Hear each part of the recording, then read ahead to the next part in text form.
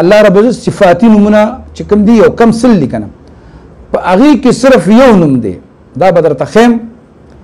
غریبی تنگدستی به ختمیږي ته کده الله نه کروڑونه غواړي الله به کروڑونه درکې کله کو غواړي لکونه به غواړي خو د غختلو طریقې بسم الله الرحمن الرحیم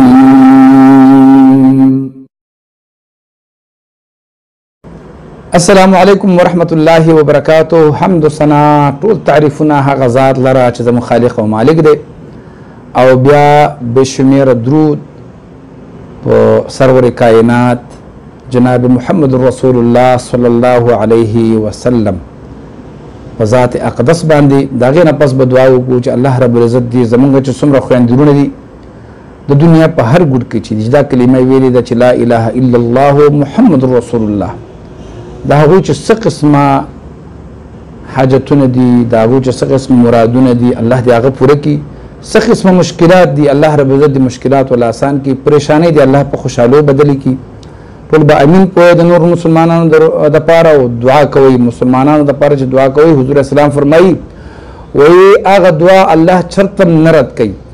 چې یو مسلمان د بل مسلمان په غیاب کې غیاب مطلب چې هغه نه ورته دعا کوي نو دې کې راځي څه اخلاص لکه موږ چاته وایو کنه مخامخ چاله ورشو چې یاره بس الله در سره ډېر خو کو الله دې بادشاہ کو الله دې کامیاب کو الله دې ډي اس پی کو الله دې ډېر دولت درکې نو هغه مخامخ یې کې اخلاص نه خو چې کله هغه نه او موږ وایو یا الله دا فلان کې چې کوم دې ته دا مشکلات آسان کې د باندې دا رحم کې د باندې دا رحم کې نو خوشته ده نه کنه نو الله رب عزت دغه ادا ډېر خوخه ده الله وایي دا چې کومه دا د زړه لګي ځکه چې سړی نه ویني نو الله رب عزت د یو مسلمان د بل مسلمان په غیر موجودګۍ کې چې کوم دعا کی هغه لازمی قبلې نو داسې د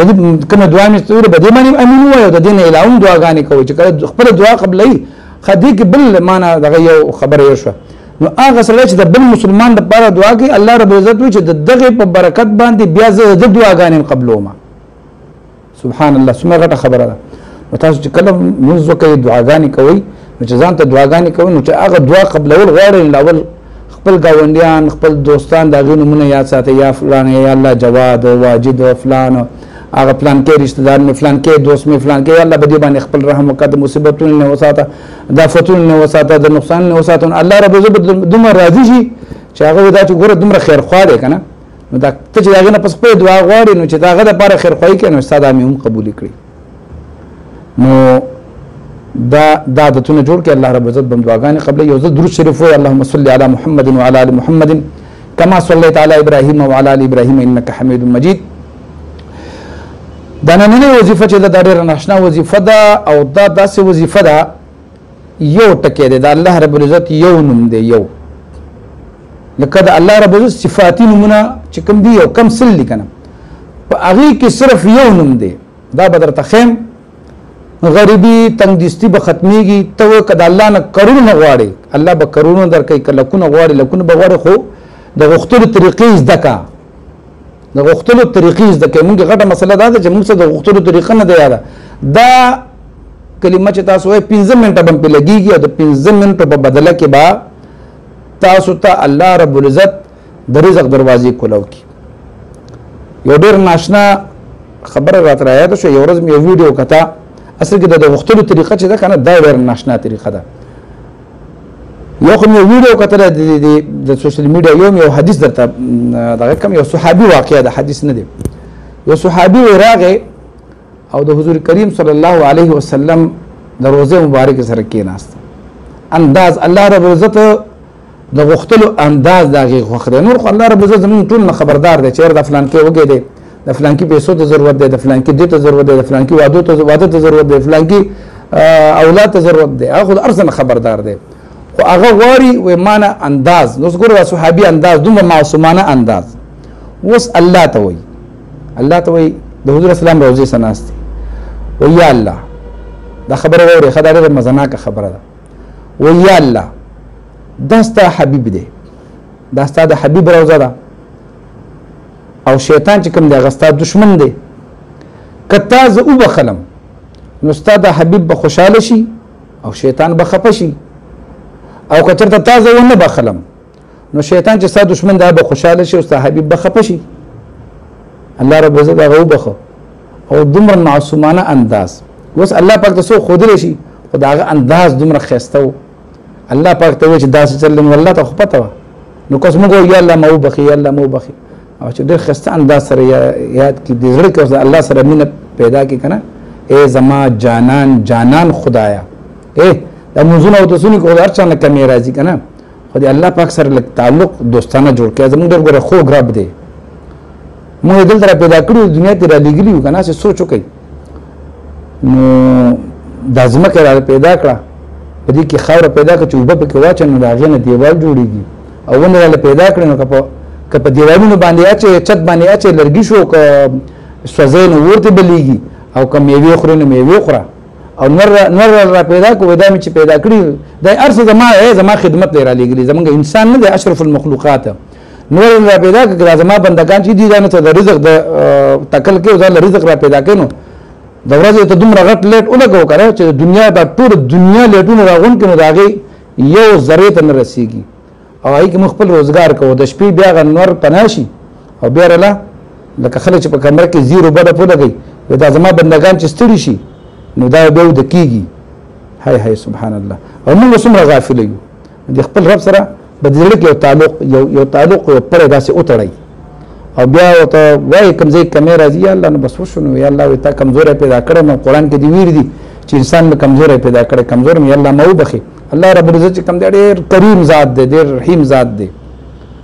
نو بیا مانه خبره اوږدېږي دا نننۍ وظیفه چې کومه ده اوس هم دا خبره شپږ منټه وشولو خبره هم رانه شو دا نننۍ وظیفه چې دا د مال او د دولت دپاره ده زه چېرته کومه طریقه ښیم په دې طریقه به یې کوئ ویډیو به د سر نه اخره پورې ګورئ او بل به داسې چل کوئ چې یو سیکنډ به دا نه تېروئ دا چې 10 جمعې د هر جمعې مونځ نه پس 1100 مرتبه 1100 ځل څه شی کم کلمات دي یا غنیو د الله رب عزت